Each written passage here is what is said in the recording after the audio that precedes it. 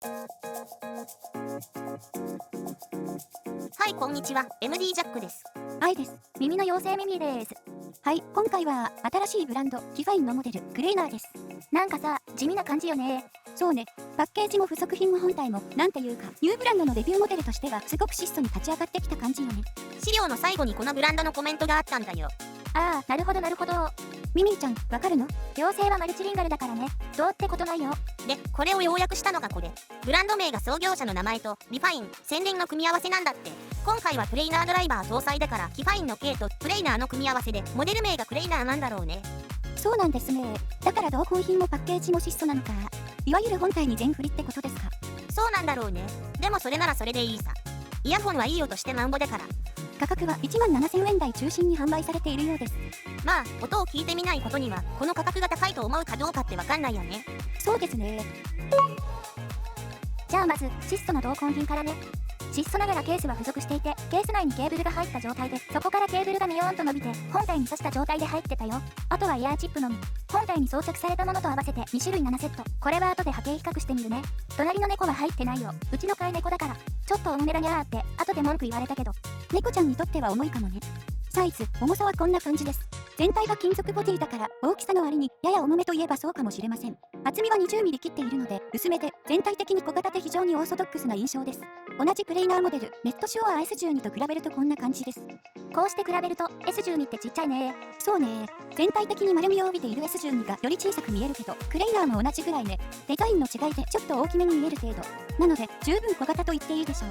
茶色の OFC リッツワイヤーと黒の銀メッキ銅リッツワイヤーの組み合わせが実際出音に現れている印象で、温かみのあるナチュラルサウンドという表現がぴったりな気がするね。それでいて声域はしっかり抜けてくるんで、いい感じのケーブルなんじゃないかな。ドライバーは 14.5mm のプレイナータイプ。プレイナードライバーの特徴として声域のきらびやかな伸びが挙げられると思う。苦手な人はこの声域がきついと感じるみたい。私はどちらかというと声域がよく聞こえてしまうんで、あまり鋭いのが好みじゃないんだけど、しっかり調整されたプレイナードライバー搭載モデルは心地よく聞けてきたかな。でもクレイナーを聞いた第一印象はちょっと違って声域は抜けてくるんだけどまろやかで上品な印象だったのね。なので第一印象がすごく良かった。じゃあそろそろ波形見たいな。そうだね。じゃあ最初はイヤーチップの比較から。内径の大きさ違いの2種類がバンドルされていて、その比較ね。10キロ以上で特徴が出てるみたいだけど、聞いても違いがあんまりわかんないな。そうだね。装着感優先でいいと思うよ。次はよく測定しているイヤーチップを重ねたもの。今回もスパイラルドットが入ってますね。そう。波形はともかく今更ながら装着感が合うってことに気づいたんで、また頻繁に登場すると思うよ。声域目立ちそうなのはセドナイヤーフィットライトかな。それと情報通り超声域の出方があまり強くないってこと。他のモデルとも比較しないとちょっとわかんないかも。じゃあこれでどうかな。ああ、ほんとだ。確かに他のプレイナーモデルよりこの辺が控えめね。10キロ以上だから聞こえにくい人もいると思うけど、残響のニュアンスとかに違いが出そうなところ。KZPR2 もプレイナーモデルにしてはあまり声域が強くない印象だったんで、クレイナーは PR2 に似てるのかなーって思ってたけど、波形見ると似てないね。PR2 はここのピークは抑えてるけど、3から5キロぐらいまではこの中で一番しっかり出してる。サウンドチェックで聞いてもはっきり分かったよ。クレイナーはこの中ではレッドシュアー S12 に似てませんか？そう見えるね。比較する前波形見て似てるなぁとは思ってた。でも聞いてみるとそうでもなかった。バンドルケーブルの違いも結構影響してると思うね。ケーブルについてはサウンドチェックの後にもう少し触れてみるよ。ディオコも価格帯でセレクトしてみたんですけど、この中では一番線の細いなり方しますかね。そうだね。ディオコは独特だね。この中では値崩れしちゃってる PR2 に次いで2番目の価格 13,000 円ぐらいだったかな。全部重ねるとこんな感じ。サウンドチェックはこの3本を収録してみた。この帯域の出方が中間的な S12 音質調整の基準にしたよ。イヤーチップは今回も JVC スパイラルドットね。はい、了解です。ではサウンドチェックいきましょう。音量上がります。